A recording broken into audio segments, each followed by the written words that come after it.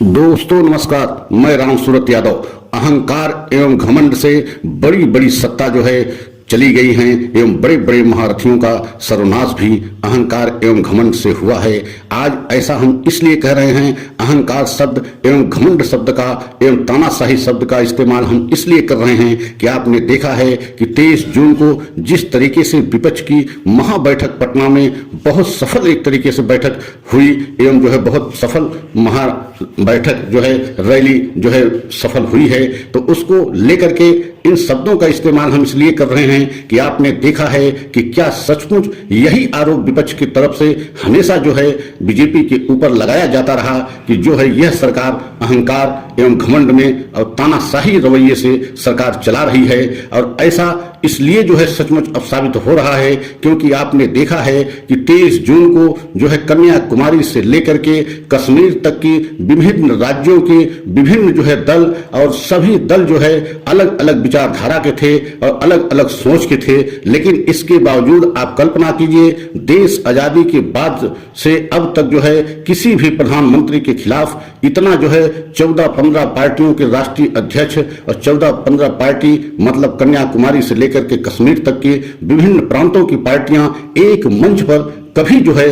नहीं बैठी हैं और किसी प्रधानमंत्री के खिलाफ जो है इतना बड़ा जो है महाबैठक नहीं किया है। लेकिन आपने 23 जून को देखा कि प्रधानमंत्री के खिलाफ, मोदी के खिलाफ एक विपक्ष की तरफ से पटना में महाबैठक हुई और उस बैठक का नेतृत्व नीतीश कुमार जो बिहार के मुख्यमंत्री हैं उन्होंने किया। और आपने यह भी देखा कि सभी जो है राष्ट्रीय अध्यक्ष मतलब 14-15 पार्टी के राष्ट्रीय अध्यक्ष संयुक्त बयान में एक प्रेस कॉन्फ्रेंस में सभी जो है स्पष्ट एक ही बात कहा कि हम सब जो है एक साथ चुनाव लड़ेंगे, कांग्रेस के नेतृत्व में चुनाव लड़ेंगे और विपक्ष की तरफ से एक साथ एक राय होकर के चुनाव लड़ेंगे और हर कीमत पे प्रधानमंत्री मोदी को एवं बीजेपी को सत्ता से हटाएंगे। तो आप कल्पना कीजिए कि इसके पहले देश के 14 प्रधानमंत्रियों ने देश का मान सम्मान एवं गौरव बढ़ाया, लेकिन किसी भी प्रधानमंत्री के खिलाफ या किसी भी सत्ता पक्ष पार्टी के खिलाफ इस तरीके से 14-15 पार्टी एक साथ एक मंच पर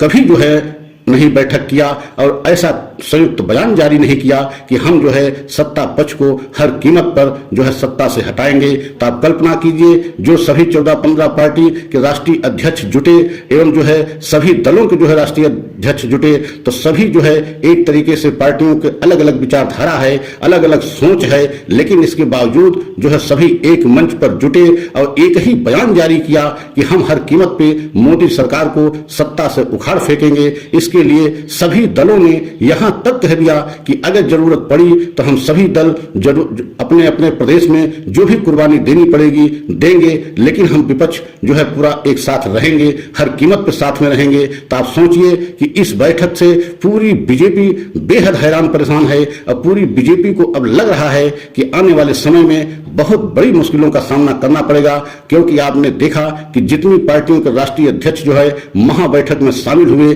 अगर उनको एक साथ में उनके सारे वोटों को एक साथ जोड़ दिया जाए तो मतलब 2019 में जितनी वोट जो है प्रतिशत जो है बीजेपी पा करके सत्ता में आई है उससे कहीं ज्यादा जो है ये सभी विपक्ष की पार्टियों के वोट जो है प्रतिशत हो जाएगा। तो आप कल्पना कीजिए कि अभी ये पहली बैठक है और ये शुरुआत है, आने वाले समय में अभी और बहुत से दल जो है इस जो है विपक्ष की जो है बैठक में शामिल हो सकते हैं, क्योंकि अगली बैठक के एक तरीके से घोषणा भी हो गई है। अब अगली बैठक 10 और 12 जुलाई के बीच में शिमला मतलब हिमाचल प्रदेश में होगी और उसका नेतृत्व एक तरीके से कांग्रेस के राष्ट्रीय अध्यक्ष मल्लिकार्जुन खड़गे करेंगे। तो आप कल्पना कीजिए कि अगर ये सभी दल एक साथ आ रहे हैं, सभी अलग अलग विचारधारा की पार्टियां हैं, अलग अलग सोच की पार्टियां हैं, लेकिन इसके बावजूद एक साथ आ रही हैं, तो इसका मतलब है कि कहीं न कहीं इस समय बीजेपी के जो है तानाशाही रवैये से सरकार चला रही है और अहंकार एवं जो है घमंड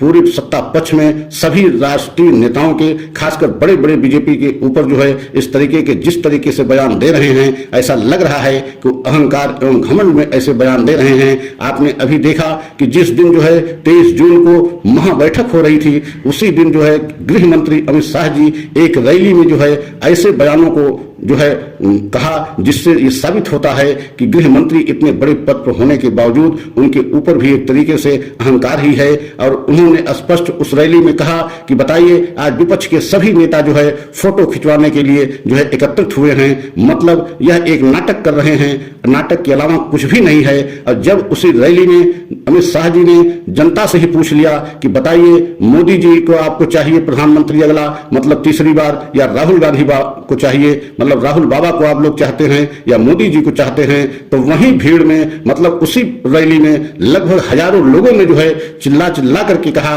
कि नहीं, राहुल गांधी को चाहिए, राहुल गांधी को हम अगला प्रधानमंत्री देखना चाहते हैं। आप सोच सकते हैं कि मतलब रैली भी एक तरीके से बीजेपी की थी, जनसभा जो एकत्रित हुई थी वह भी बीजेपी की तरफ से जो है एकत्रित हुई थी, बीजेपी के कार्यक्रम था। और गृह मंत्री अमित शाह जी स्वयं जो है रैली को संबोधित कर रहे थे। और उसी रैली में अगर हजारों की संख्या में राहुल गांधी का जो है नारा लगाया जाए, राहुल गांधी को पीएम के तौर पर लोग पसंद करना शुरू कर दें और खुल करके कहना शुरू कर दें कि राहुल गांधी को चाहिए अगला पीएम के रूप में, तो आप कल्पना कीजिए कि कितना बड़ा धक्का जो है बीजेपी को, खासकर अमित शाह को लगा होगा कि बताइए, अब तो उन्हीं के रैली में जो है राहुल का जय जयकार होने लगा। और एक तरीके से ये कहा जाए कि बीजेपी के समर्थक या मोदी के भक्त ही अब राहुल के भक्त होने लगे हैं या हो गए हैं, इसमें भी कुछ गलत नहीं होगा, क्योंकि आने वाले समय में जिस तरीके से लोकप्रियता राहुल गांधी की बढ़ रही है और कांग्रेस के प्रति लोगों का झुकाव बढ़ रहा है, उससे तो यही लगता है कि आने वाले समय में बीजेपी के लिए एक तरीके से खतरे की घंटी बज गई है। और जिस तरीके से विपक्ष की ये महाबैठक हुई है, इससे तो पूरी बीजेपी में एकदम बेचैनी हो गई है। वो बीजेपी भले इस बात को स्वीकार न करे, लेकिन अंदर ही अंदर खाने बीजेपी को भी लगने लगा है कि इतनी बड़ी विपक्ष की जो है महाबैठक एक बहुत बड़ी सफल महाबैठक के रूप में साबित हुई है, क्योंकि आज तक देश आजादी के बाद किसी भी प्रधानमंत्री के खिलाफ इतनी बड़ी जो है, इतने दलों के जो है राष्ट्रीय अध्यक्ष एक मंच पर कभी नहीं आए। लेकिन नीतीश कुमार ने संकल्प लिया है और उन्होंने दृढ़ संकल्प किया है कि हम 2024 में हर कीमत पर जो है बीजेपी को सत्ता से उखाड़ फेंकेंगे। और नीतीश कुमार ने पहली बैठक में एक तरीके से उस सफलता को पा लिया है, क्योंकि विपक्ष की सभी बड़ी पार्टियों को एक मंच पर लाने के लिए नीतीश कुमार की बहुत बड़ी सफलता मानी जा रही है। और आप कल्पना कीजिए कि यही स्थिति रही तो आने वाले समय में बीजेपी की अब मुश्किल एकदम बढ़नी तय हो गई है। और एक तरीके से यह भी कहा जा रहा है कि राहुल गांधी आने वाले समय में एक सर्वमान्य नेता के रूप में उभर रहे हैं और पूरा देश की जनता उनकी तरफ बड़ी आशाओं के साथ देख रही है। और यही वजह है कि अब राहुल गांधी को पूरा देश चाहने लगा है। और यही वजह भी है कि जो विपक्ष की सभी पार्टियां एक मंच पे आ रही हैं, उसमें कहीं न कहीं राहुल गांधी के कद को भी देखा जा रहा है कि आने वाले समय में मोदी की लोकप्रियता राहुल गांधी के मुकाबले कम होती जा रही है। और अभी तो साल भर लगभग चुनाव में हैं, तब तक स्थिति में बहुत ज्यादा परिवर्तन की संभावना दिखाई दे रही है। और यही वजह है कि पूरा विपक्ष एक मंच पे आ गया है और इस मंच पे आने से बीजेपी बेहद हैरान परेशान है। और अगर हमारा सच आप सभी को अच्छा लगा हो तो लाइक सब्सक्राइब करें, कमेंट के द्वारा अपनी राय अवश्य दें, अगले सच की प्रतीक्षा करें। जय हिंद, जय भारत।